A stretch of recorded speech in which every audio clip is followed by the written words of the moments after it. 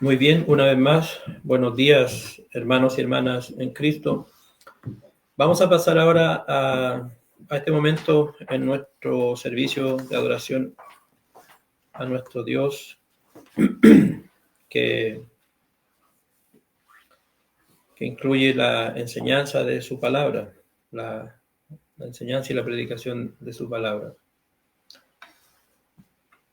Bueno, como pueden ver en la presentación, vamos a estar viendo ahora la segunda parte de este tema con esta pregunta: ¿por qué sirves a Dios?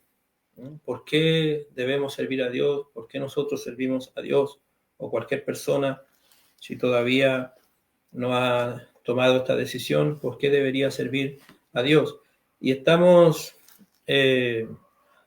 examinando esta pregunta y esta reflexión principalmente con dos textos que son como el fundamento para esta enseñanza. En el libro Job, los capítulos 1 y 2, en el fondo captando primero como el tema principal y en la historia, en la experiencia de este siervo de Dios, y también sobre todo en Mateo 22, 36 al 38, que tiene paralelo también, ¿cierto?, en otros pasajes de Marcos, acerca de el mayor mandamiento, el mandamiento más grande. Amarás al Señor con todo tu corazón, con toda tu alma, con toda tu mente, con toda tu fuerza. Lo que hicimos en la primera parte fue sobre todo donde en cierta forma está esta pregunta, y ya que, como decíamos, muchas veces quizás debemos reconocer que el libro Job, dentro de los libros, ¿cierto?, de sabiduría, donde está ahí catalogado, es un libro que a veces descuidamos y que justamente tenemos la tendencia a veces a leer el capítulo 1 y 2 y el capítulo final, el 42, y omitimos los otros 39 capítulos. Es un libro sumamente importante, con un tema muy importante. Además, también es un libro bien interesante.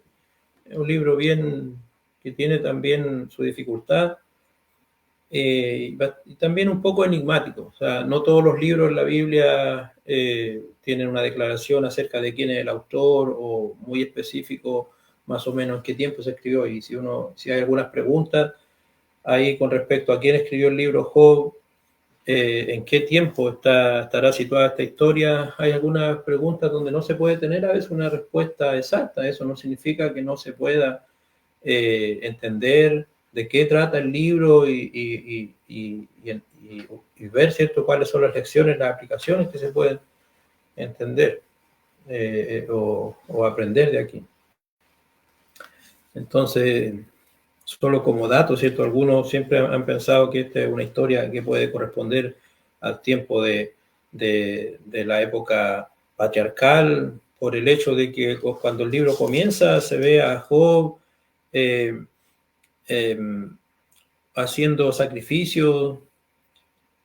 Sucedía que cuando los días del banquete habían pasado, Job enviaba por ellos y los santificaba, y levantándose temprano ofrecía holocaustos conforme al número de todos ellos, de sus hijos. Ofrecía sacrificios o holocaustos, como en esos días cuando lo hacía también Abraham o Noé, como lo hizo.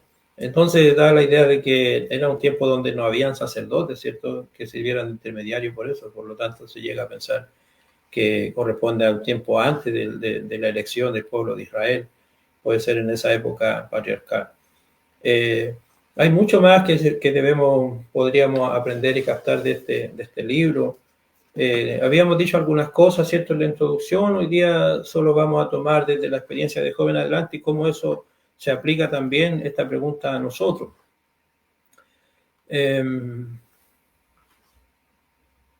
¿Sí? Los motivos de Job para servir al Señor fueron cuestionados. De eso se trata. En algún momento vinieron los hijos de Dios a presentarse delante del Señor. Hubo un día cuando los hijos de Dios vinieron a presentarse delante del Señor. he seguido tratando de aprender y entender más cosas en el libro de Job, y esto parece una escena común en ese tiempo antiguo de reyes y tener corte. Parece que Dios usa como un lenguaje, digamos, para darse a entender en las costumbres comunes de los hombres. Era común que en las cortes de los reyes a veces llamaban a sus súbditos, a sus servidores, y le hacían preguntas, qué han sabido, cómo están las cosas, o qué parece esto, y así parece este momento.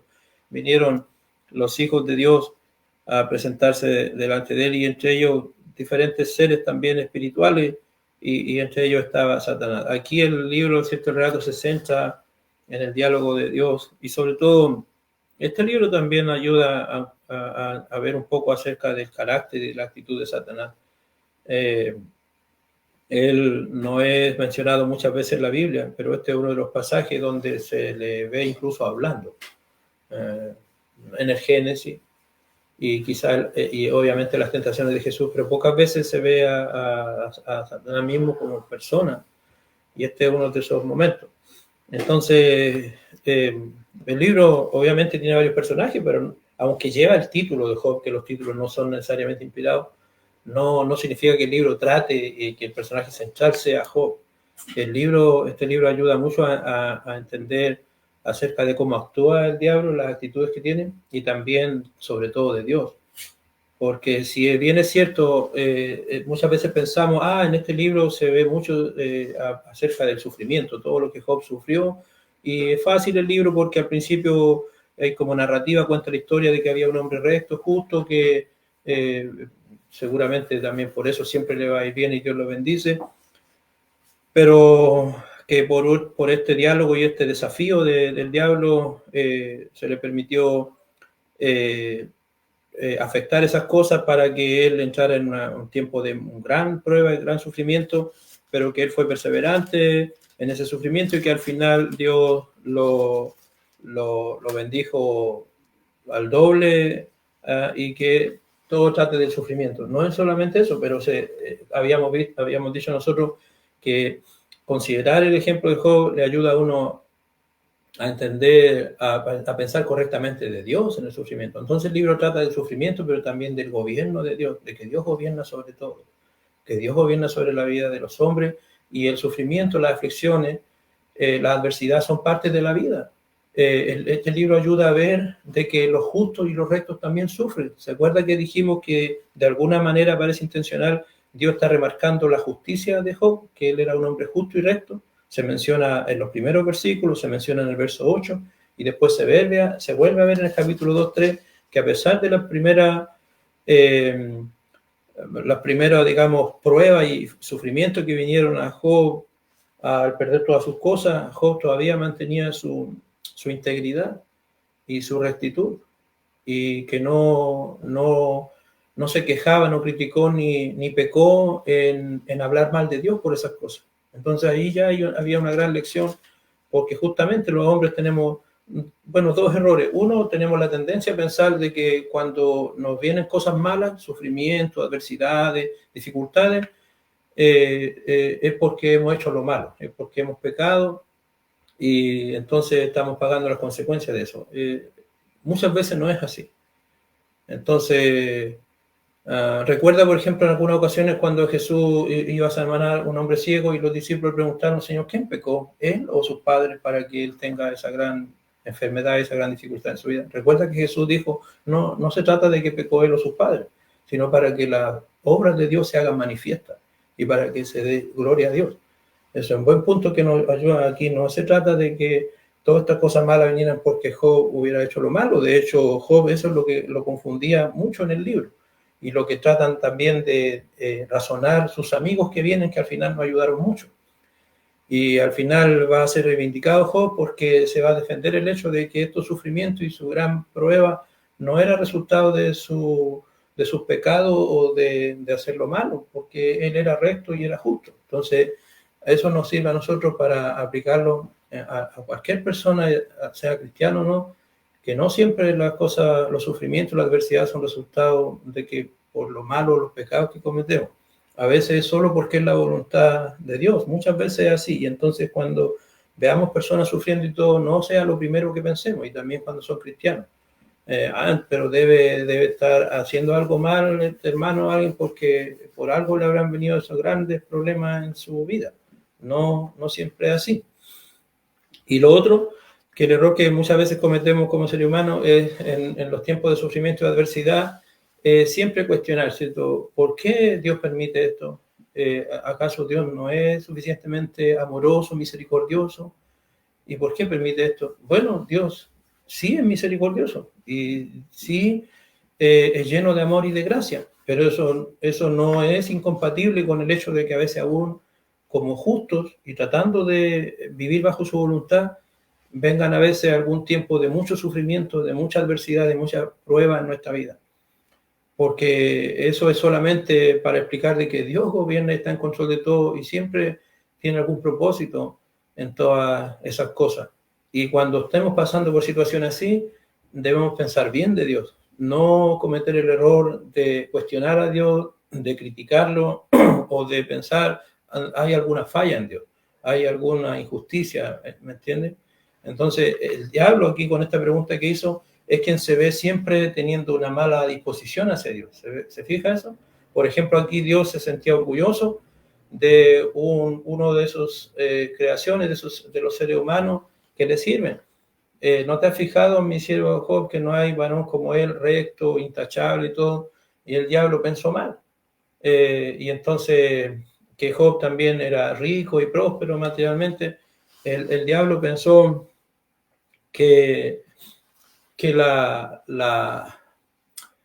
voluntad de Job de servir a Dios, lo mejor que podía era como un pago, ¿cierto? Que era como en compensación por lo que recibía de Dios y por la protección y las bendiciones que recibía de Dios, que en el fondo no era por nada. Por eso él preguntó, ¿acaso Job le sirve a Dios por nada? Eso significa, ¿cierto?, de balde, en vano. ¿Acaso Job le sirve a Dios en vano, por nada?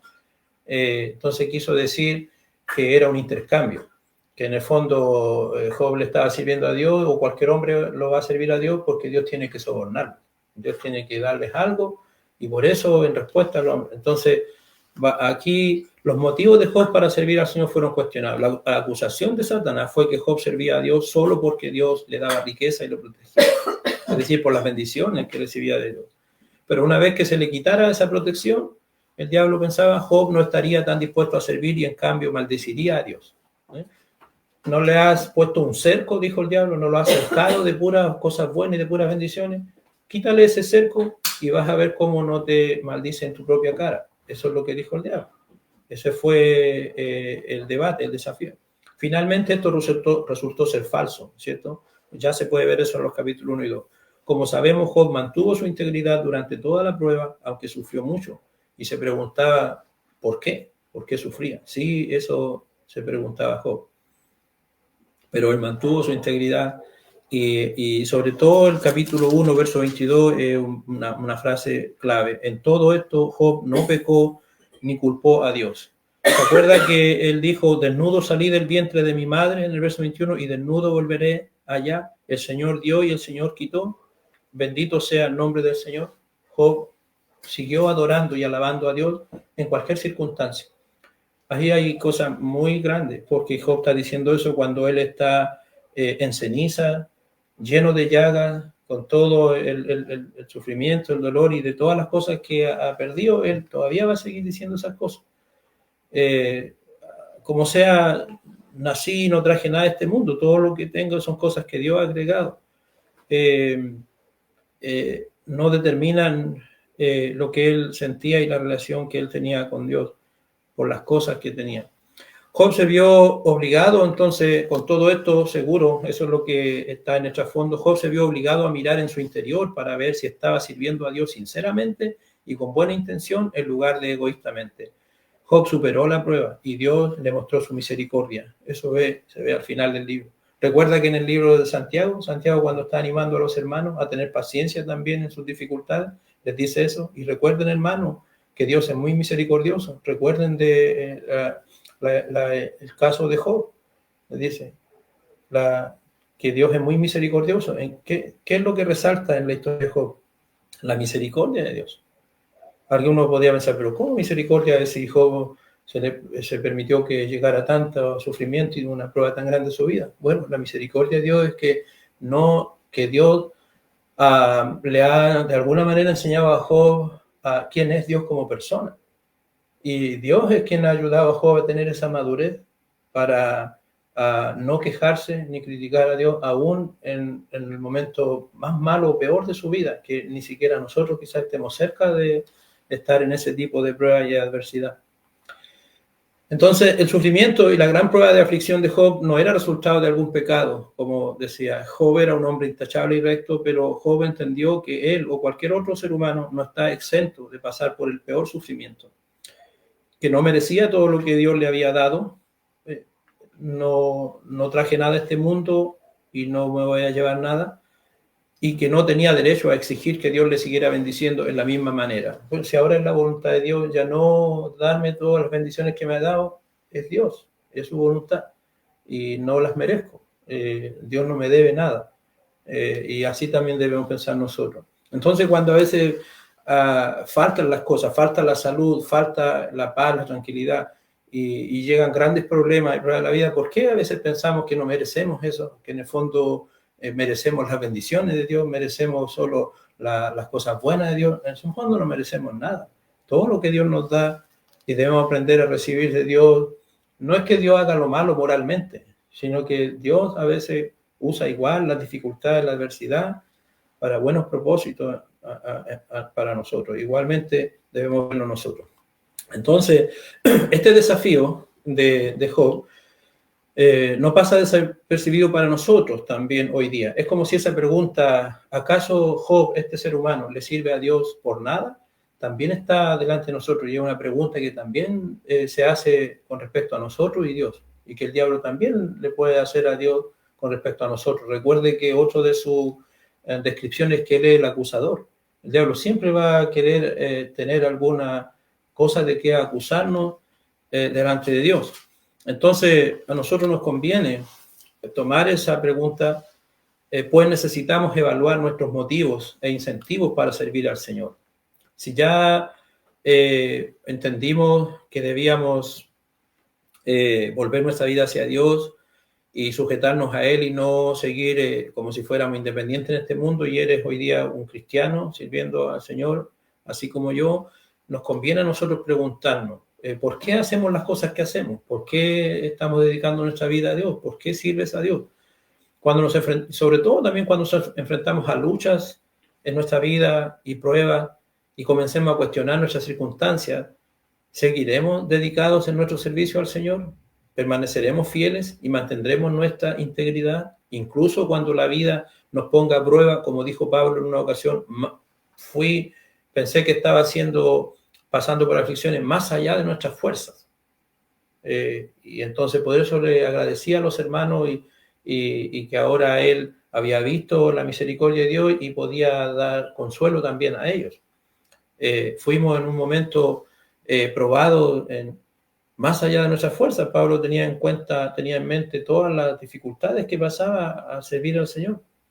¿Cuáles son nuestros propios motivos para servir al Señor o incentivos? ¿Qué es lo que nos incentiva para servir al Señor? ¿Por qué sirves a Dios? ¿Por qué estoy yo sirviendo al Señor? ¿Cuál es el incentivo del cristiano para servir a Dios hoy día? ¿Es la recompensa de estar con Dios en el cielo? Sin duda, la palabra de Dios habla acerca de eso, que nuestro servicio a Él no es en vano, no va a quedar sin recompensa, y pensar en esa recompensa en el cielo es un buen incentivo. ¿Servimos a Dios para evitar el infierno también entonces?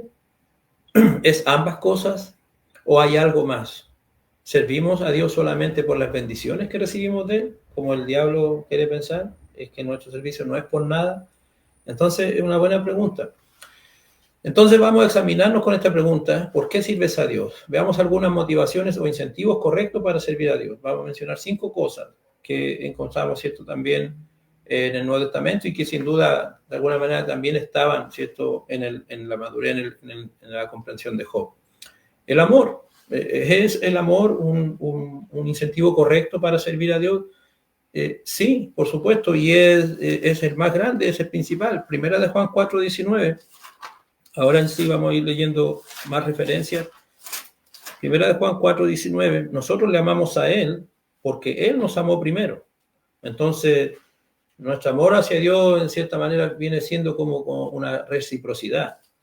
No partió de nosotros no sabríamos, no conoceríamos nada del concepto del amor si no fuera porque Dios es amor, y Dios nos mostró primero su amor al tener buena voluntad hacia nosotros, que buscó nuestro bienestar, que buscó dar lo que necesitábamos. En eso es la definición de amor.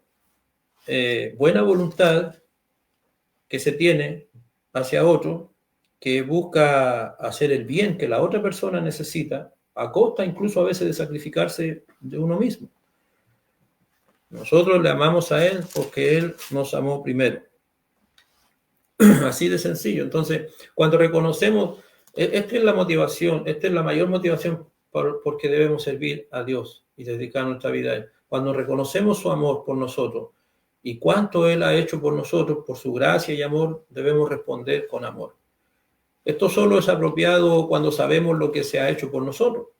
Entonces tenemos que saber, y para eso nos informa la palabra de Dios, de todo lo que Él ha hecho por nosotros. No solo el hecho de que nos ha creado.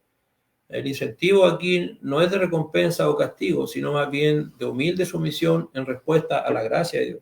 La gracia de Dios se ha manifestado en muchas maneras. Entre otras cosas, Dios nos dio la vida.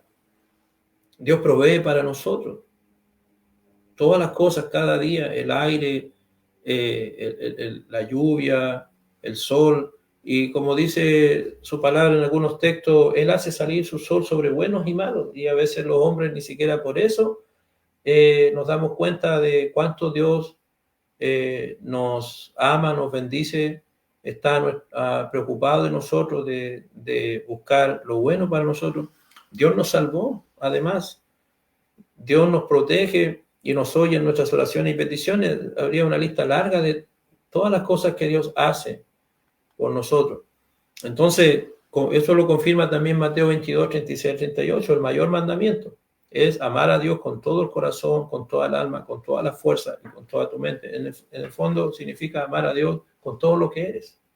Nosotros tenemos diferentes aspectos, ¿cierto? Tenemos un aspecto mental, un aspecto de voluntad, un aspecto emocional, tenemos también energía o fuerza. ¿Y por qué en el fondo menciona cada uno de esos? Para que entendamos que Dios quiere que nosotros le amemos con todo lo que somos, con todo lo que eres, no que Dios es una parte de mi vida y no que con las puras emociones, pero me emociona pensar en Dios y todo lo que Él es tan amoroso, pero ¿y qué hago con mi fuerza, con mi energía? ¿Se la dedico a Dios? ¿Le dedico mi vida a servirle a Él? Entonces, significa que elegimos obedecerle como reconocimiento de su gracia o amor hacia nosotros. Como Jesús declaró a sus discípulos, si me amáis, guardaréis mis mandamientos. Entonces, es un deber para nosotros y de todo ser humano aprender de que Dios merece que le amemos con todo lo que somos. Ese es el mandamiento más grande, porque al amarlo significa, como amor significa tener buena voluntad hacia alguien que siempre busca el bien de esa persona. Nosotros también debemos buscar el bien de Dios, no causarle a Él preocupación y tristeza. Dios no merece eso. Y entonces significa que sacrificarnos, dar todo por esa persona. Y Jesús ha dicho algo importante con respecto al amor, que el amor se ve, se demuestra en la obediencia. Si me amáis, si ustedes entienden quién soy yo, el Señor, y que soy su Salvador, guardad mis mandamientos. El amor a Dios se ve en la obediencia. Entonces es fácil saber cuánto amo a Dios, cuánto ama a Dios cada persona. Pregunta, ¿qué tan obedientes somos? ¿Qué tan obedientes somos a los mandamientos, a las instrucciones de Dios? Dios esperaba que Israel le sirviera también por amor. No es lo mismo que Dios mandó a ellos, por ejemplo, Deuteronomio 10, versos 12 al 14. Deuteronomio 10, versos 12 al 14. Y ahí hay más de uno de estos incentivos o razones para servir a Dios. No está solo el amor, está también el temor. Deuteronomio 10, versos 12 al 14.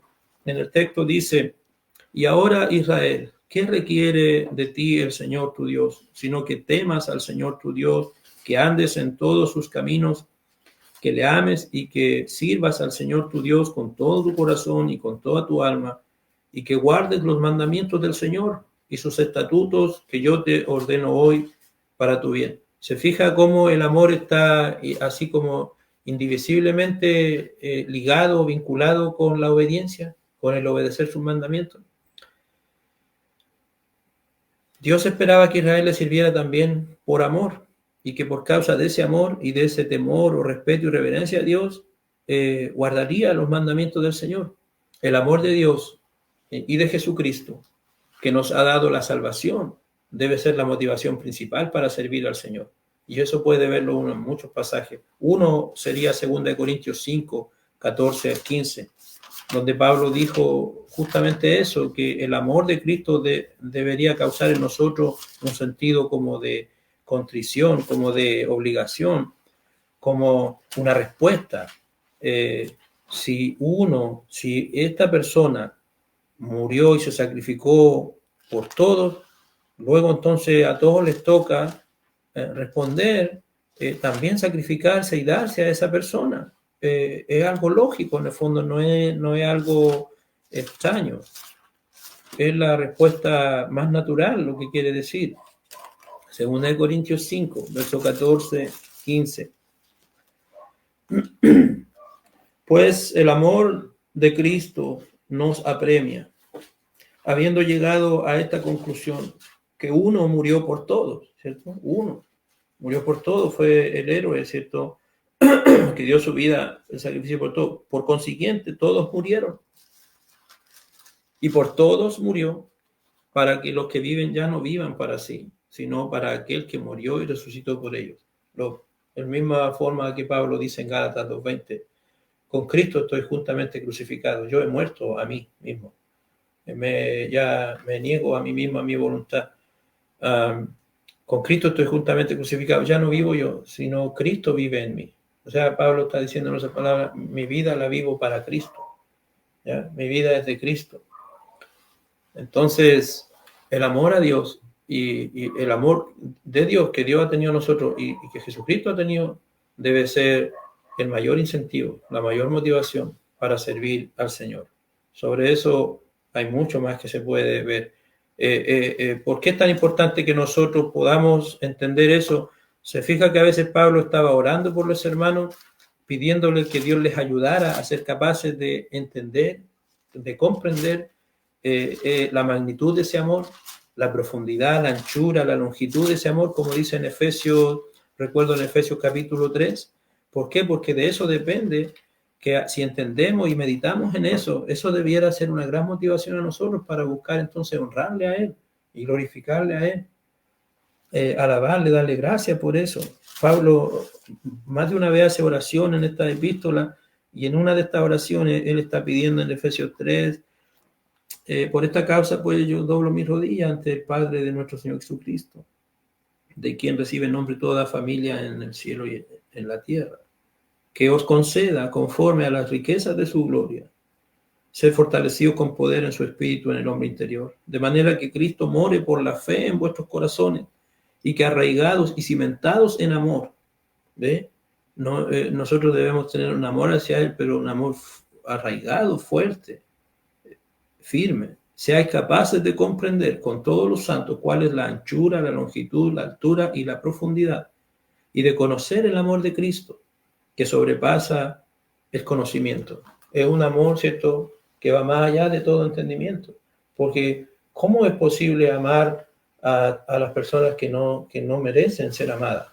¿Cómo es posible amar a todos los que están viviendo como enemigos de Dios y viviendo en el pecado, en la maldad y sin respeto por Dios, menospreciando a Dios? ¿Cómo es posible amar a esas personas? Bueno, Dios tiene un amor que va más allá de todo entendimiento.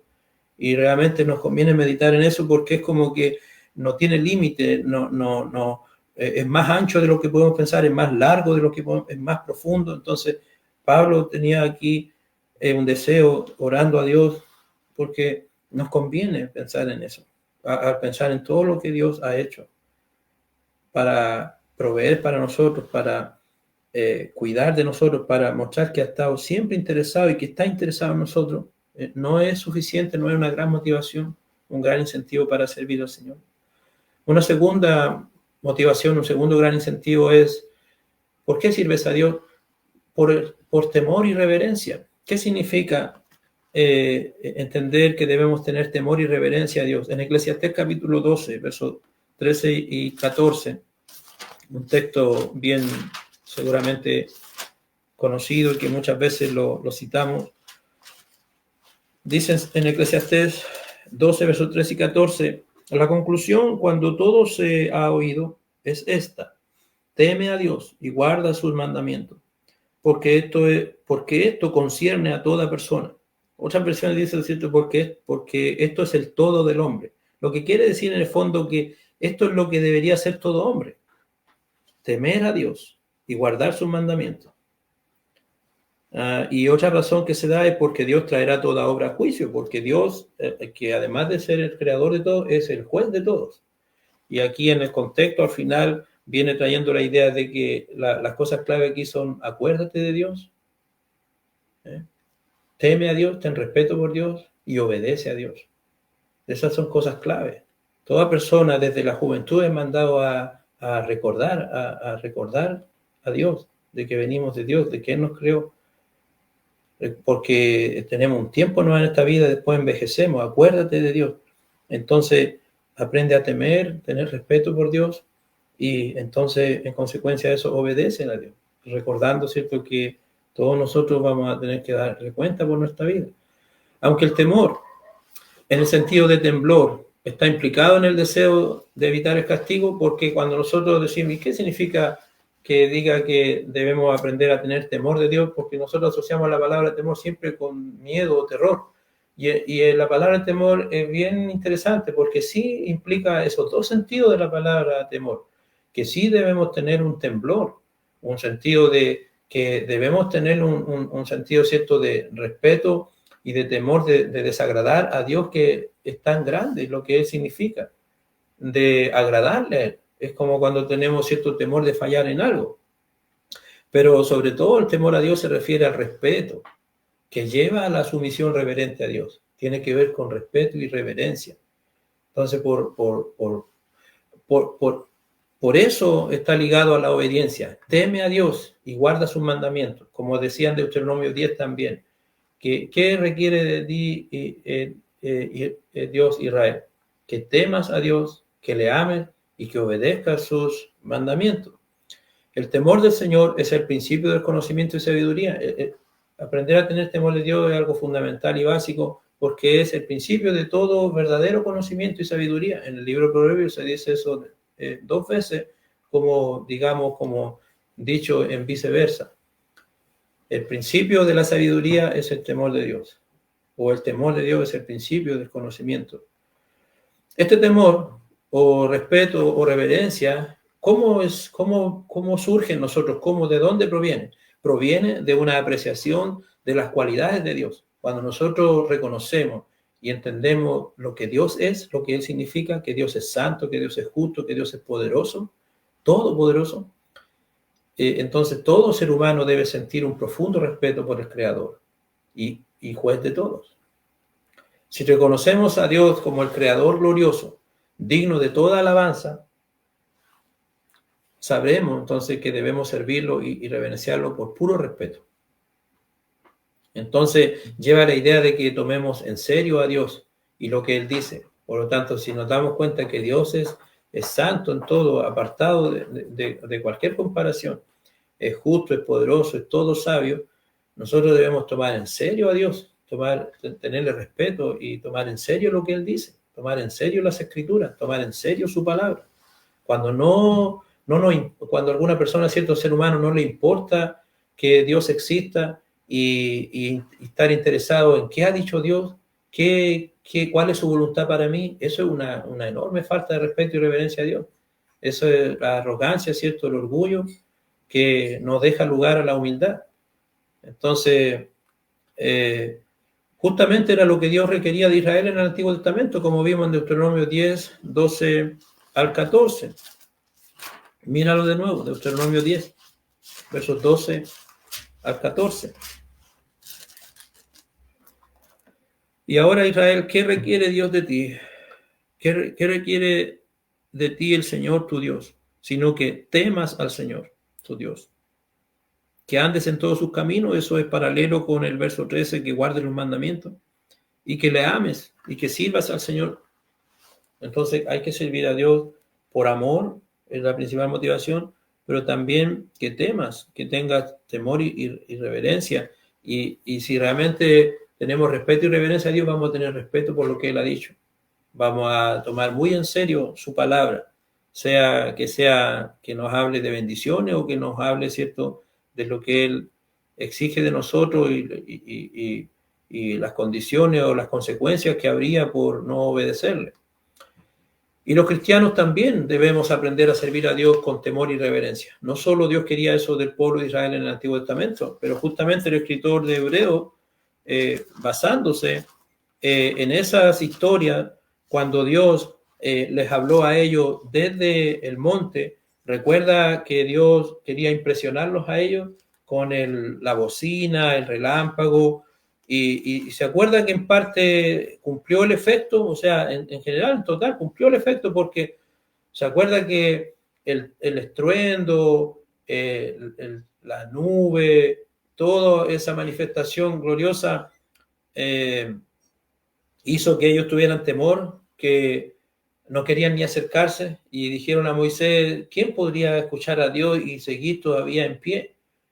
Que Dios hable contigo, Moisés, mejor, y tú nos transmites a nosotros.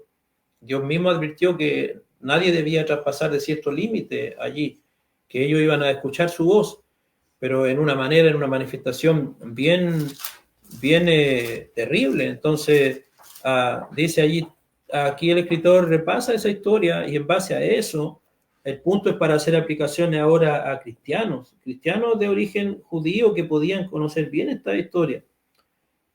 Entonces les dice que ellos, porque no os habéis acercado a un monte que se puede tocar, ni fuego ardiente, ni a tiniebla, ni a oscuridad, ni al torbellino. Lo que él quiere decir, ustedes ahora se han acercado a algo más grande, o sea, algo, si eso es impresionante, entonces les dice, vosotros en cambio os habéis acercado al monte Sión y a la ciudad de Dios vivo, la Jerusalén celestial y a miriadas de ángeles. Mirad que no rechacéis el que habla, porque si aquellos no escaparon cuando rechazaron a que les amonestaba sobre la tierra, ¿por qué algunos rechazaron a Dios? Porque no tuvieron suficiente temor, reverencia por Dios. Mucho menos escaparemos nosotros si nos apartamos de aquel que nos amonesta desde el cielo. Ahora, no aquí en un monte físico en la tierra, sino desde el cielo a través de Cristo mismo. Su voz hizo temblar entonces la tierra, pero ahora Él ha prometido diciendo, aún una vez más, yo haré temblar no solo la tierra, sino también el cielo. Porque acuérdese que Dios tiene determinado un juicio para todas las personas que no conocen a Dios ni obedecen al Evangelio, como dice en 2 Tesalonicenses. ¿Qué van a sufrir en la regreso, en la venida del regreso del Señor? Pena, castigo de eterna perdición, excluidos de la presencia de Dios. Y también si como cristianos nos llega a faltar el respeto y la reverencia a Dios suficiente para no tomar en serio su palabra, sus advertencias, y pensamos que es poca cosa menospreciar las cosas de Dios y empezamos a ser inconstantes o a volvernos infieles, ¿qué queda para nosotros? Entonces dice, y esta expresión aún una vez más indica la remoción de las cosas movibles como las cosas creadas a fin de que permanezcan las cosas que son inconmovibles. Nosotros, ahora Dios nos ha dado la oportunidad de cosas espirituales, de cosas superiores, de las que las cosas en el Antiguo Testamento fueron solo figuras o sombras. Por lo cual, puesto que recibimos un reino que es inconmovible, demostremos gratitud mediante la cual ofrezcamos a Dios un servicio aceptable con temor y reverencia. Debemos servirle a Dios con temor y reverencia. La combinación entonces de amor y temor piadoso. El primer punto que vimos es, el primer incentivo grande es el amor, pero también tener un temor piadoso hacia Dios, tener una reverencia que es buena, es un temor bueno, no es un temor de tenerle miedo a Dios como un terror. Recuerda que Juan en una oportunidad dice que el amor echa fuera el temor. En un sentido, el amor con el temor piadoso son compatibles, pero cuando hay amor, ¿cierto? No tenemos por qué tenerle terror a Dios al juicio. Debiéramos esperar el juicio con confianza. Pero sí, el amor y el temor piadoso, la reverencia y respeto correcto son compatibles. Deben ir de la mano porque están puestos juntos, como por ejemplo en Deuteronomio 10, versos 12 al 14. ¿Qué espera de ti, Israel, el Señor? Que, que ames al Señor, que tengas temor del Señor y así obedezcas sus mandamientos. La combinación de amor y temor piadoso entonces hará que busquemos a Dios con diligencia. Eso nos va a motivar. ¿Por qué se puede haber aplicaciones de eso?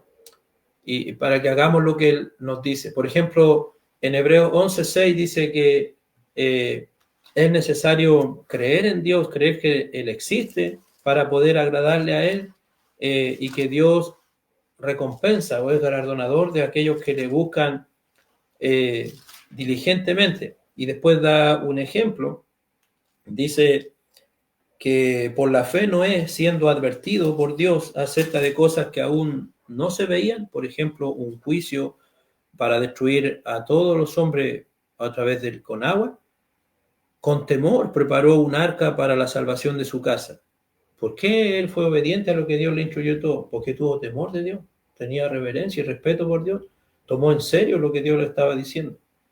Eso es lo mismo que debemos hacer nosotros.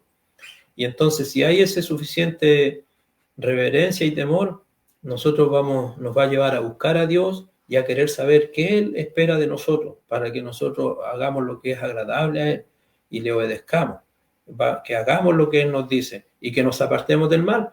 Varias veces uno puede encontrar la palabra temor asociada a que cuando hay temor en el hombre, en la persona, eso lo lleva a no querer pecar, a poder luchar contra el pecado y apartarse del mal. Fíjate lo que dice en Proverbios 16, verso 6. Proverbios 16, verso 6.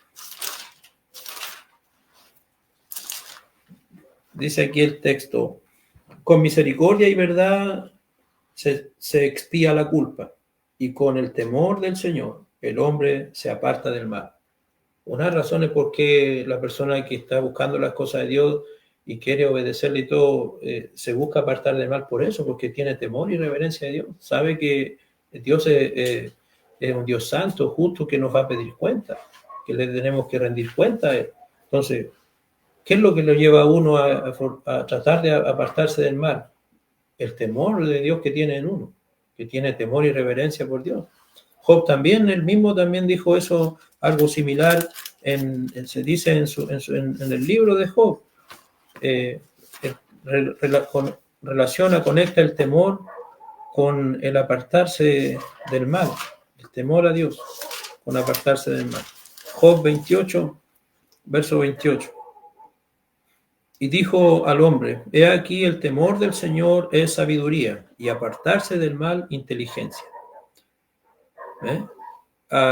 La inteligencia es algo que va siempre muy relacionado con la sabiduría, el conocimiento práctico, el conocimiento correcto de la voluntad de Dios. El temor del Señor es sabiduría y apartarse del mal es inteligencia. Entonces, el temor va de la mano con apartarse del mal. Por causa de ese temor, entonces, si realmente hay ese temor y reverencia, nosotros vamos a estar siempre tratando de apartarnos del mal, de dedicarnos a lo bueno, que es lo que le agrada a Dios. Una tercera motivación o incentivo importante para servir a Dios se puede ver en 1 Timoteo 1, 12 al 17. Yo hoy día usé este texto, lo leímos para preparar nuestros pensamientos para el momento de la cena del Señor. Básicamente este texto se trata donde Pablo está expresando la enorme gratitud que tenía. Doy gracias a Cristo Jesús, nuestro Señor, que me ha fortalecido. Lo que Pablo quiere decir, no por mí, sino porque Dios me ha capacitado, me tuvo por fiel poniéndome en el ministerio. ¿Por qué eso es algo tan grande?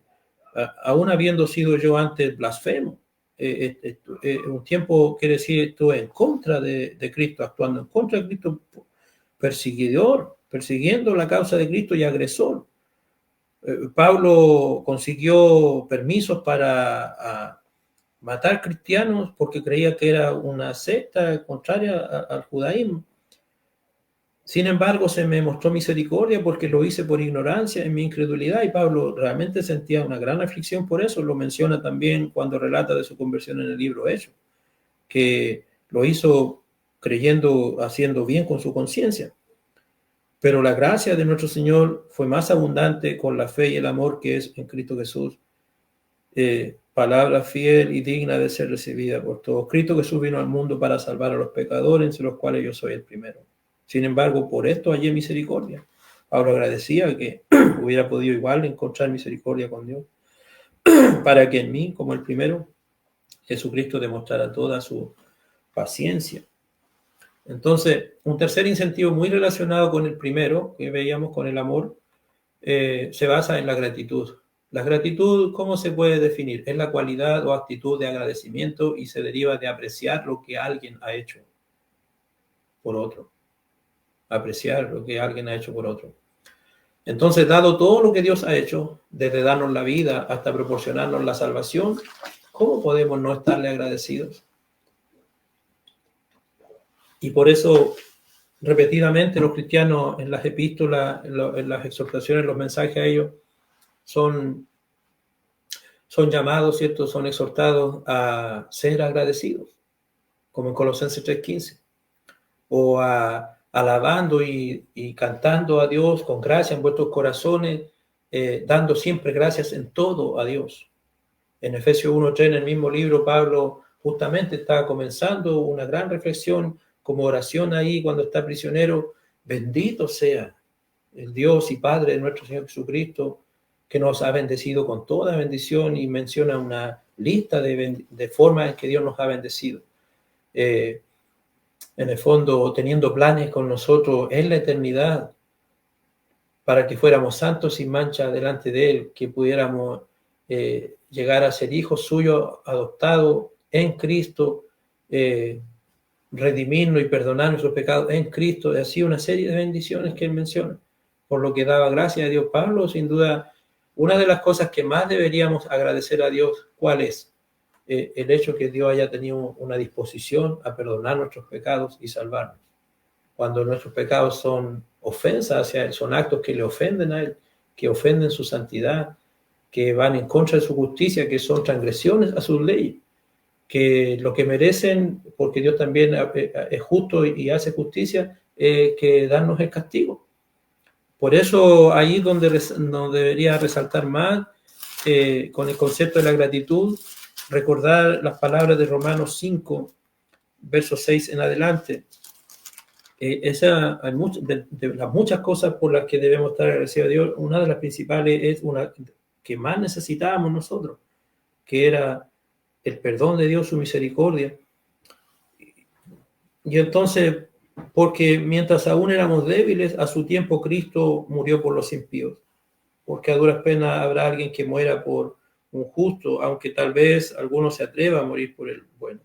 Pero Dios demuestra su amor para con nosotros en que, siendo aún pecadores, Cristo murió por nosotros. ¿Se fija entonces cómo la gratitud va muy relacionada con el amor? Porque debemos agradecer el amor y la misericordia de Dios hacia nosotros. Dios ha hecho por nosotros lo que nunca hubiéramos podido hacer por nosotros mismos: producir nuestra salvación, encontrar una forma de pagar el precio, la deuda que teníamos con Él. Dios mismo vino a decirnos cuánto es lo que debe. Es muy grande su deuda. Recuerda como los dos deudores, y se le perdonó a uno una deuda que no podía pagar en toda su vida, y así nosotros debíamos todo y más que eso. Entonces, si esto no suscita una gratitud en nosotros, ¿qué más lo puede hacer? Debemos estar muy agradecidos que Dios haya querido y que pueda perdonarnos. Cuando no tenemos esa suficiente capacidad de agradecer eso, vamos a tener problemas. Jesús una vez fue invitado a la casa de un escriba que no había aprendido cuánto debemos de estar agradecidos a Dios. Y no trató bien a Jesús como debía tratar a cualquier persona. no fue amable, no lo recibió con un beso, no le puso agua para lavar sus pies. Pero cuando estaban en esa comida, en esa cena, en ese banquete al que invitó a Jesús, quizás con otras intenciones, quizás para poder tenerlo cerca, para supervisarlo, entró una mujer pecadora, que ellos la mencionaron como pecadora, y comenzó inclinada a llorar y a lavar los pies con Jesús con sus lágrimas y con sus cabellos, lo limpiaba y derramó un frasco de alabastro perfumando sus pies. Entonces Jesús hizo una aplicación, usó esa escena para enseñarle algo a todos y a ese hombre. Simón, ¿viste lo que ha hecho esta mujer? O sea, tengo una historia que contarte, le dijo. Un hombre tenía 2 deudores, ¿cierto? Uno le debía, si no recuerdo, 100 denarios, el otro 50, y los perdonó a ambos. Entonces la pregunta fue, ¿cuál de ellos dos piensas que amará más al Señor? El hombre respondió, bien, Simón, pienso que aquel al que le perdonó más. Entonces Jesús ahora hizo la aplicación. Justamente, ¿viste esta mujer, todo lo que ha hecho y todo? Sus muchos pecados le son perdonados porque amó mucho. Entonces, la razón que esa mujer estaba tan compungida y arrepentida ahí era porque sabía cuánto eran sus pecados y que podía buscar y encontrar la misericordia y el perdón de Dios. Lo mismo nosotros, debemos tener una gran gratitud y esa debe ser una gran motivación por qué estar sirviendo a Dios. Recordar que tenemos tanto que agradecerle y sobre todo el hecho que haya querido perdonarnos. El apóstol Pablo estaba muy agradecido a Dios y eso lo hacía servir al Señor. Es lo que dice en ese pasaje de 1 Timoteo 1, 12 al 17. Lo hacía servir a Dios, estar dedicándose a Dios con gran compromiso, con todo lo mejor que podía dedicarse y eso era su motivación también para alabar y honrar a Dios, porque termina esa palabra ahí diciendo, por tanto, por todo esto que yo veo, que estoy, gracias, que Cristo no solo me perdonó y tuvo misericordia, pero hasta me dio una oportunidad de servirle. Y que puedo servirle, ser útil a Él, como en cierta manera, como quien dice, cierto, recompensar todo lo malo que hice. Entonces, al Dios eterno, Rey, y sea la honra y gloria para siempre. Y en varios pasajes, por eso Pablo dice, la gracia de Dios no ha sido en vano conmigo. Yo veo de qué se trata la gracia de Dios, que tuvo misericordia de mí, pero no ha sido en vano porque me ha capacitado para servirle. Antes he servido mucho más que incluso quizás otros apóstoles, dice Pablo, pero no yo, dice, sino la gracia de Dios en mí. Dios me ha capacitado, me ha fortalecido para poder servirle. Y así él estaba dedicándose a vivir para Cristo, como dice en Gálatas 2:20, ya no vivir para él porque él era alguien que se consideraba crucificado, muerto con Cristo. La ingratitud es uno de los peores pecados. Es la razón de por qué muchos hombres no buscan ni honran a Dios, como dice en Romanos 1. A pesar de que vieron que Dios se manifiesta en las cosas creadas y todo, no tuvieron a bien reconocer a Dios y tenerlo en cuenta, y no le honraron a Dios ni le dieron gracias.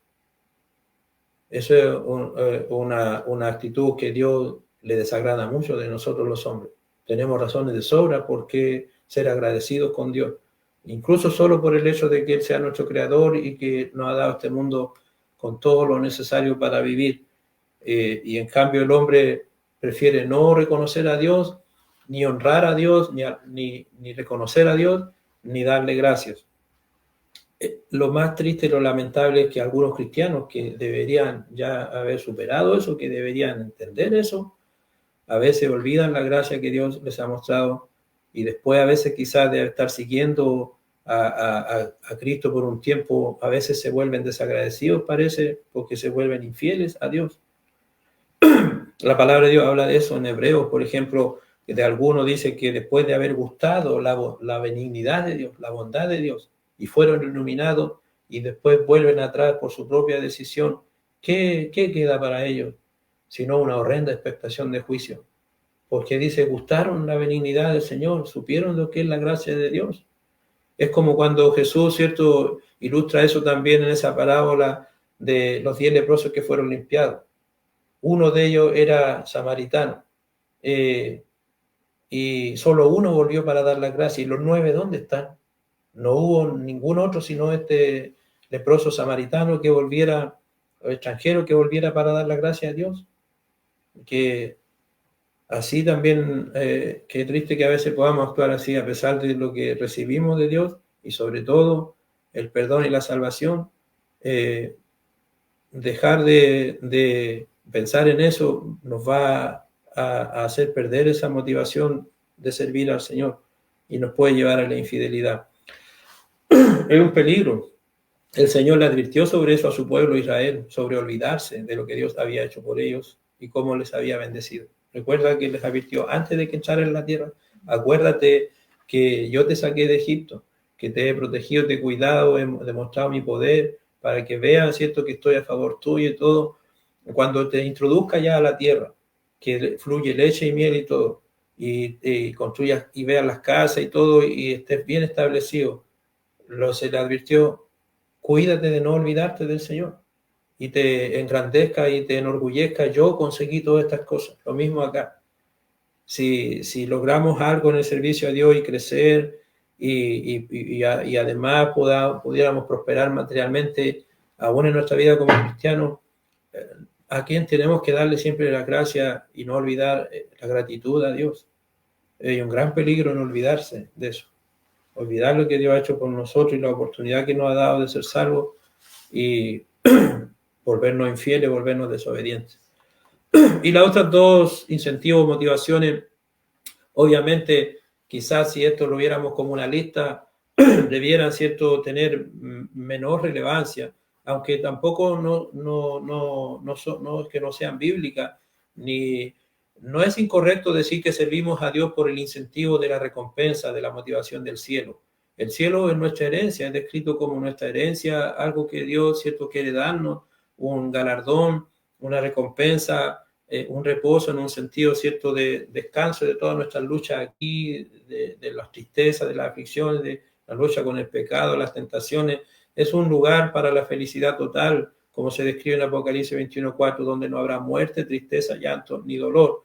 Y de hecho, así se presenta en 1 Pedro 3:5, porque Pedro parte con esta idea de que piensen ellos en la promesa que tienen del cielo, justamente en un libro donde él quiere ayudarle a entender que el sufrimiento también es parte, como decíamos, de la vida de los cristianos, y que a veces los cristianos sufren por vivir en un mundo donde prevalece a veces la injusticia y donde a veces viven bajo gobierno y bajo situaciones y todo, gobernados por personas, ¿cierto?, inmorales, paganas, como les tocaba a ellos por estar en el mundo romano. Entonces, Primera de Pedro tiene ese tema central, que los cristianos entiendan que van a venir aflicciones o sufrimientos, pero que a pesar de eso deben ellos seguir viviendo lo mejor que puedan como cristianos. Dicen en 1 Pedro 1, 3-5, bendito sea el Dios y Padre de nuestro Señor Jesucristo, quien según su gran misericordia nos ha hecho nacer de nuevo a una esperanza viva, mediante la resurrección de Jesucristo de entre los muertos. O sea, le habla de lo que tenemos a favor. Mira esta gran bendición que tenemos. Por lo tanto, cuando estás pasando por pruebas, por sufrimiento, por aflicciones, cuenta lo que tienes. Para obtener, dice, además, con todo esto, dice, para obtener una herencia incorruptible, inmaculada y que no se marchitará, reservada en los cielos para vosotros, que sois protegidos por el poder de Dios mediante la fe, para la salvación que está preparada para ser revelada en el último día. En lo cual os regocijáis grandemente, debe ser un motivo de un gozo permanente en nosotros, no importa en qué circunstancias estemos, en tiempos de dificultades, de pruebas, aunque ahora por un poco de tiempo, si es necesario, seáis afligidos con diversas pruebas. Entonces, la idea aquí es, entonces, durante tiempos de pruebas y aflicciones, ¿qué es lo que debe ser una motivación, un aliento para seguir adelante? No perder de vista la recompensa, el premio final, el cielo. Este contraste con nuestra propia experiencia aquí en este mundo es lo que nos da y nos alienta esperanza. Pablo lo dijo de otra manera al decir, porque tengo por seguro que las aflicciones del tiempo presente ni se comparan con la gloria que ha de ser revelada a nosotros allá en el cielo, cuando terminen todas las cosas. Entonces, las cosas que pasamos aquí, dice, las aflicciones son pocas y temporales en comparación con una gloria el cielo que va a ser permanente. Los padres terrenales usan estas motivaciones, los seres humanos usamos motivaciones e incentivos similares para alentar a las personas a hacer lo correcto. Por ejemplo, los padres ofrecen regalos, premios a sus hijos, es lícito, es un motivo, un incentivo lícito. Al igual que los empleadores ofrecen a veces aumentos, bonos, gratificación. También no debiera servirse bien y todo solo esperando ese premio y todo, pero es también una motivación lícita. Por eso hay que hacer ahí la diferencia, pero aunque las bendiciones del cielo son una motivación legítima para querer llegar allá, más que la hermosura y bondad misma del lugar en sí, es decir, más que el lugar mismo, el cielo, ¿qué significa? ¿De qué se trata el cielo? El cielo es el lugar donde se refiere a la morada de Dios. Por lo tanto, no debemos tener solamente el deseo de llegar allá por el lugar mismo en sí, qué sé yo, el aspecto que tenga. Debemos querer ir al cielo para estar allí y ver cara a cara a aquel que nos ha amado tanto, porque es el único lugar donde se puede encontrar esa comunión perfecta con Dios. Como Pablo dice, por lo tanto, cuando mi vida ahora está aquí incierta, estoy prisionero, no sé si voy a ser liberado, le sirvo a Cristo y estoy preso por predicar el Evangelio, pero no sé qué escoger. Si fuera que hay una sentencia que me van a ejecutar, o si pudiera escoger seguir más tiempo viviendo, no sé qué escoger. Estoy ahí con ese dilema en lo que él quiere decir, porque para mí el vivir es Cristo y el morir es ganancia. Pablo veía si fuera su muerte o ya partir de este mundo no como una pérdida, sino como una ganancia, porque partir y estar con Cristo es muchísimo mejor.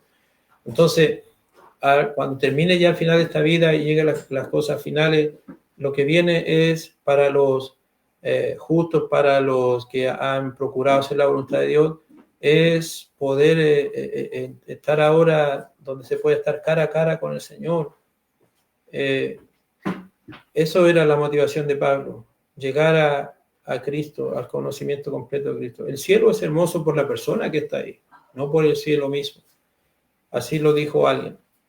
Entonces debemos tener la esperanza de la recompensa del cielo, sobre todo porque allá es donde podremos estar completamente en una comunión permanente con nuestro Dios, con aquel que nos ha amado tanto. O como dijo otro hermano, entonces por eso debemos desear el cielo y debemos tratar de procurar ser obedientes y dedicarnos lo mejor que podamos al Señor, porque un hermano que falleció, el hermano D. Bowman, siempre decía eso al final de sus sermones, algunos lo han dicho. Si te pierdes el cielo, pierdes todo. Si no consigues el cielo, perdiste todo. Es lo más importante, porque se trata no del cielo mismo, pero porque allá es donde se va a poder terminar todas las cosas y estar completamente en la presencia de Dios. Y por último, una gran motivación para servir al Señor, si me preguntan, ¿por qué sirves a Dios? Si te preguntan, hermano, ¿por qué sirves a Dios? Además de lo que ya me he mencionado, debido al amor a Dios, debido al temor o reverencia a Dios, debido a la gratitud, debido también a la esperanza de poder llegar al cielo. Una motivación también es porque debemos tener miedo al castigo, debemos tener temor del castigo. Jesús dijo en Mateo 10:28, y no temáis a los que matan el cuerpo, pero el alma no pueden matar. Temed más bien a aquel que puede destruir el alma y el cuerpo en el infierno. O en el fondo, no le tenemos que tener temor a los que pueden matar nuestra carne físicamente, pero al que puede decidir sobre nuestra alma, sobre el destino final de nuestra alma. Tampoco está mal decir entonces que servimos a Dios porque no queremos ir al infierno. Los padres usan también esas motivaciones con los hijos. Los hijos, para que tengan disciplina y todo, deben tener algún temor a los castigos que se les puede dar con una varilla, pueden perder privilegios, y al igual que el derecho civil, si no hubiera sanciones, si no hubiera multas, castigos, todos harían sin respeto cualquier cosa, si no hubiera temor de la cárcel. Entonces siempre debe haber también un sentido de temor a lo que es desagradable. Lucas 12:4-5, no temáis a los que matan el cuerpo, temed al que después de matar tiene poder para arrojar al infierno. En definitiva, Jesús nos está diciendo que no temamos al castigo terrenal, sino el divino. Sí, a veces por hacer lo malo aquí podemos recibir un castigo terrenal, pero a veces también recibimos castigo injustamente, a pesar de tratar de vivir como cristianos. Pero debemos tener más temor del castigo del infierno, de la ser echado donde se va a estar destituido por toda la eternidad de Dios. La perspectiva del castigo eterno entonces es aterradora y motivadora. Jesús, la persona que más predicó sobre el infierno, ha dicho, ha dado a entender que el infierno es real, así como el cielo es real para los justos, el infierno, el castigo eterno también es real. Los que no se preocuparon de hacer la voluntad de Dios y de ser obedientes. Entonces, parece un mensaje negativo o lo del infierno, mencionar que hay un castigo eterno, pero es parte de la enseñanza y de la doctrina de Cristo, de la verdad, y Jesús siempre predicaba mencionando también la realidad del infierno. Conclusión a esta lección que hemos dividido en dos partes y sobre todo tomando la pregunta desde la experiencia de Job primero. ¿Por qué sirve Job a Dios?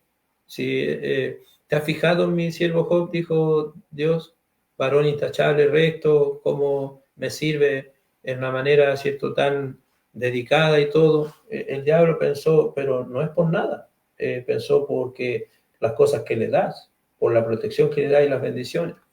La relación de Job con Dios y su dedicación a vivir en una manera justa y agradable al Señor no estaba basada en las bendiciones o cosas que recibía de Dios. Eso es lo que se ve en la conclusión al final de todo el libro, pero ya se anticipa en los primeros capítulos. Job, en resumen, servía al Señor porque amaba al Señor, porque sentía gratitud por el dador de todo lo que él tenía, porque él mismo dijo, nací desnudo y así también voy a volver. Y entonces tenía gratitud por el que era dador de todo y por su Redentor. Job en una oportunidad dice, a pesar de todas estas cosas, cierto que le están pasando, yo sé que mi Redentor vive. Y porque tenía respeto, sin duda, temor por el Creador y Juez de todo. En el resto de la poesía, Job dice eso. Por eso tenía esa gran interrogante, ¿por qué estoy sufriendo si siempre he tratado de hacer lo recto? Incluso trato a mis siervos bien, les doy el pago justo y todo, porque tengo temor de que Dios va a juzgarme.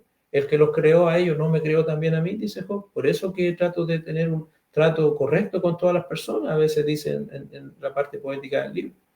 Porque el que los creó, el que me creó a mí, no los creó a ellos también. Por eso él tenía respeto y trataba bien a sus prójimos, porque sabía que Dios era el creador de todo y que iba a ser el juez de todo. Debemos mirar entonces en lo más profundo de nuestro corazón y tomarnos un tiempo, hermano, hermana, para evaluar por qué servimos a Dios. No estemos sirviendo a Dios como una cosa por inercia, como una forma automática, sin pensar en estas cosas. Pensar en estas cosas nos conviene para que evaluemos, nos va a hacer ver qué tanto está haciendo nuestra dedicación, nuestro compromiso al Señor. Comprometernos de nuevo con su voluntad. Quizás no hace falta comprometernos de nuevo con su voluntad. Quizás hemos descuidado, ¿ya? Quizás estamos siendo un poco como los israelitas a veces, perdiendo el suficiente temor y reverencia que debiéramos tener por Dios. Y también el amor, la gratitud.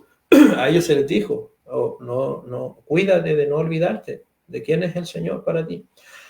Nuestra motivación para servir a Dios debe venir entonces de un deseo no egoísta. Esa es la clave, ese es el pensamiento principal. Nuestra motivación debe venir de un deseo que no sea egoísta. Dios debe ser servido y adorado por lo que Él es, por la persona que es Dios, no por los regalos que recibimos de Él, por las bendiciones, por las cosas que nos da, por las circunstancias de nuestra vida. Debe ser por nuestra relación que conozcamos quién es Dios para nosotros. Cuando recordemos que Él, nuestro Creador, es justo, es santo, es todopoderoso, es misericordioso, ha mostrado su gracia en infinitas formas. Él es Creador, es todopoderoso, y porque amarlo y servirle es lo más correcto que hay, sencillamente. No se trata todo esto de hacer lo correcto, lo que es lo más justo, lo correcto. No hay nada más justo y correcto que amar y servir a Dios. Entonces, Vive para Él, hermano, hermana. Adóralo, ámalo. Es lo que yo quiero seguir haciendo, es lo que trato de hacer. Entonces no servimos a Dios por las cosas que recibimos de Él.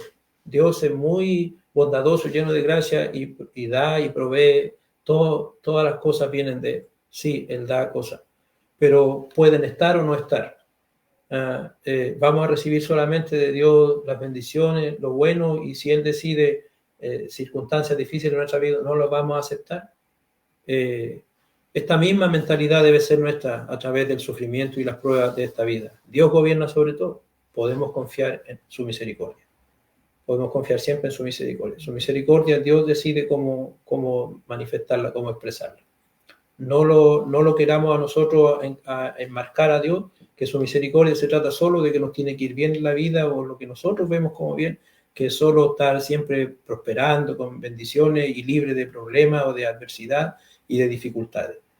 Dios, por supuesto, es todo sabio y debemos confiar en su misericordia. Eso parece que es lo que Job aprendió y lo que al final, el punto es eso, que a veces no tenemos respuesta a todas las preguntas con Dios, porque Dios es mucho más allá de lo que podemos entender. El hecho de que no entendamos por qué algo está pasando en nuestra vida no significa que no sea algo bueno y correcto de parte de Dios. Eso son ideas claves.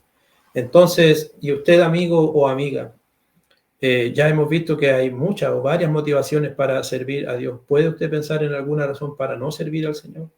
¿Por qué es que usted no ha decidido todavía servir al Señor, convertirse en un hijo suyo por la obediencia a su palabra? Le animamos. El Señor tiene un plan para nuestra salvación y su plan es sencillo. Comienza con oír la palabra de Cristo. Usted ha estado oyendo la palabra del Señor hoy día. Creer en el Señor, creer que Él es yo soy, es el Hijo de Dios, es divino. Arrepiéntete de tus pecados. Toma la decisión de cambiar tu vida, de ya no seguir viviendo a tu propia voluntad, sino sujetarte al Señor. Y confiesa tu fe en Jesucristo como el Hijo de Dios, y Jesucristo ha mandado también a que cada persona arrepentida debe ser bautizado, sumergido en agua para el perdón de sus pecados. El que creyere y fuere bautizado será salvo. Si realmente le respetamos, empezamos a amarle a Él, ¿por qué no vamos a querer obedecer lo que Él dice? ¿Por qué vamos a cuestionar lo que Él dice? No nos toca a nosotros entender el acto, todo el simbolismo que tiene el bautismo, pero sí un mandamiento que ha dado y que tenemos ejemplo, que todos los que se les predicaba el Evangelio y tenían la disposición a obedecer, cuando preguntaron qué debo hacer, se les mandó que debían ser bautizados y lo hicieron. Luego, con la ayuda del Señor, tratamos de permanecer fieles por el resto de nuestra vida hasta que el Señor regrese. Gracias por atender a la palabra de Dios, que Él nos ayude a recordar esta enseñanza y aplicarla en nuestra vida.